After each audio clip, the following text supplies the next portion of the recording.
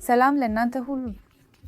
እኔ ዶክተር ጃስሚን ራት ነኝ ከአፖሎ ሆስፒታል ጁቢሊ ሂልስ ሃይደራባድ የሚሰሩ የልዩ አማካሪ ሐኪም የኦብስቴትሪክስና ጋይኒኮሎጂ እና የላፓሮስኮፒ ቀዶ ጥገና ሐኪም ነኝ። ዛሬ የምንወያየው ጉዳይ የወንድማማች ወተትን ለማድረቅ የሚጠቀሙት ዘዴዎች ምንድን ናቸው በሚል ስለሆነ ነው።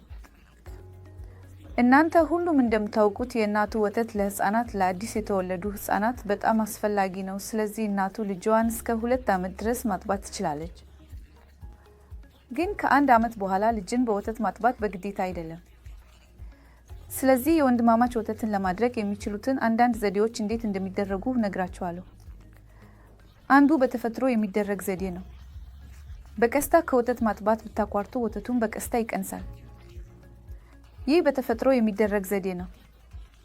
ሌሎች ዘዴዎችም አሉ። ለምሳሌ ቀዝቃዛ ቁልፍ መጠቀም ወይም ጠንካራ የውስጥ ልብስ መልበስ ይችላሉ። ይህም ወተቱ በቀስታ እንዲቀንስ ያደርጋል። የምትሰጧቸው የህክምና ዘዴዎች እንደ ካፖጎሊን ወይም ብሮሞክሪፕቲን ያሉ ታብሌቶች ናቸው። እና አንዳንድ ጊዜ እነዚህን የአፍ ውስጥ የእርግዝና መከላከያ ክኒኖችን እንሰጣለን። ይህም የጡት ወተት ቀስ በቀስ ይቀንሳል። ስለዚህ እነዚህ የሚችሉት ዘዴዎች ናቸው።